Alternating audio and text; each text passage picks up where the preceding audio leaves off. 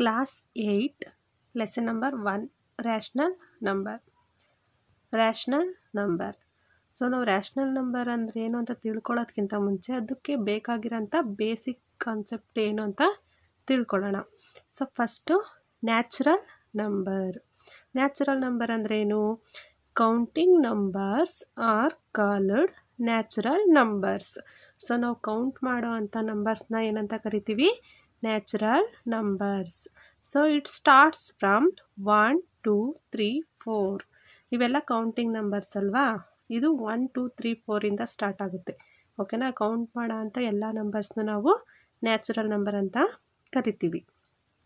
Natural number represented by N. Natural ನಂಬರ್ನ ನಾವು capital letter ಎನ್ನಿಂದ ರೆಪ್ರೆಸೆಂಟ್ ಮಾಡ್ತೀವಿ.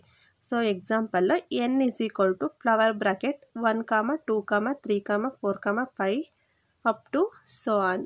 ಸೊ ಯಾವ ನಂಬರ್ ಆದರೂ ತೊಗೋಬೋದು. ಇದೆಲ್ಲ ನ್ಯಾಚುರಲ್ ನಂಬರ್ ಆಗಿರುತ್ತೆ. Next whole number. Whole number ಅಂದ್ರೇನು ಅಂತ ತಿಳ್ಕೊಳ್ಳೋಣ. All natural number together with 0 is called whole number. So all natural number, ಎಲ್ಲ ನ್ಯಾಚುರಲ್ ನಂಬರ್ ಇರುತ್ತೆ, ಅದ್ರ ಜೊತೆಗೆ 0ನೂ ಇರುತ್ತೆ. ಓಕೆನಾ? ಎಲ್ಲ ನ್ಯಾಚುರಲ್ ನಂಬರು ಮತ್ತು ಅದ್ರ ಜೊತೆಗೆ 0ನೂ ಇದ್ದರೆ ನಾವು ಓಲ್ ನಂಬರ್ ಅಂತ ಕರಿತೀವಿ. ಸೊ ಓಲ್ ನಂಬರ್ನ ನಾವು ಕ್ಯಾಪಿಟಲ್ ಲೆಟರ್ W ಇಂದ ಡಿನೋಟ್ ಮಾಡ್ತೀವಿ.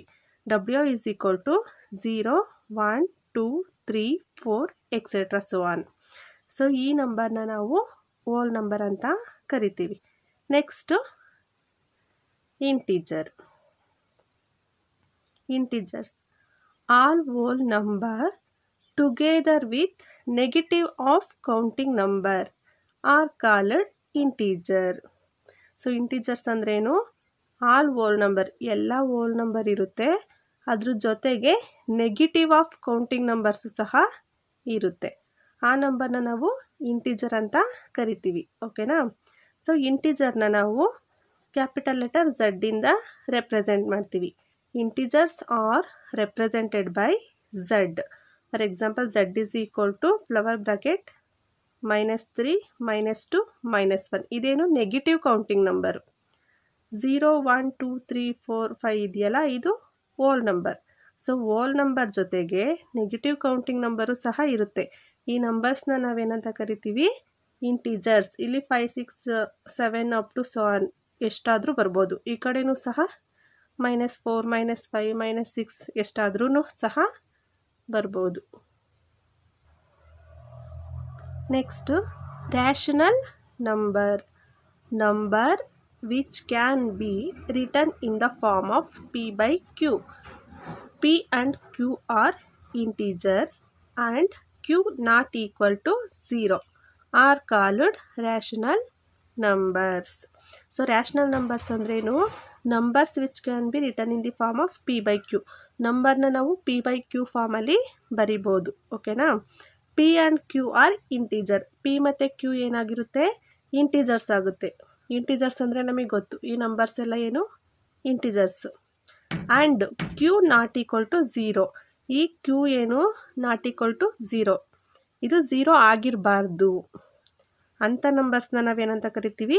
ರ್ಯಾಷನಲ್ ನಂಬರ್ಸ್ ಅಂತ ಕರಿತೀವಿ. ಎಕ್ಸಾಂಪಲ್, Q 0 ಇದೆ, 5 ಸಹ ರ್ಯಾಷನಲ್ ನಂಬರು, -6 ಸಹ ರ್ಯಾಷನಲ್ ನಂಬರ್. ಯಾಕೆ ಅಂದರೆ ಇಲ್ಲಿ 0 ಡಿವೈಡೆಡ್ ಬೈ 1 ಅಂತ ಬರಿಬೋದು. ಓಕೆನಾ? P by Q form. So P 0 ಆಗ್ಬೋದು, P 0 ಆಗ್ಬೋದು, ಬಟ್ Q ಮಾತ್ರ 0 ಆಗಂಗಿಲ್ಲ. ಓಕೆನಾ?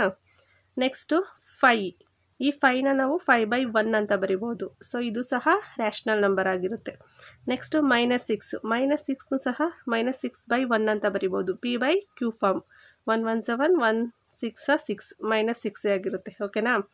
Next P by Q. ಇಲ್ಲಿ 7 by 3. ನಾವು ಯಾವ ನಂಬರ್ ಬೇಕಾದ್ರೂ ಸಹ ಚೂಸ್ ಮಾಡ್ಕೋಬೋದು. ಅದೆಲ್ಲ ಇಂಟಿಜರ್ಸೇ ಆಗಿರುತ್ತೆ.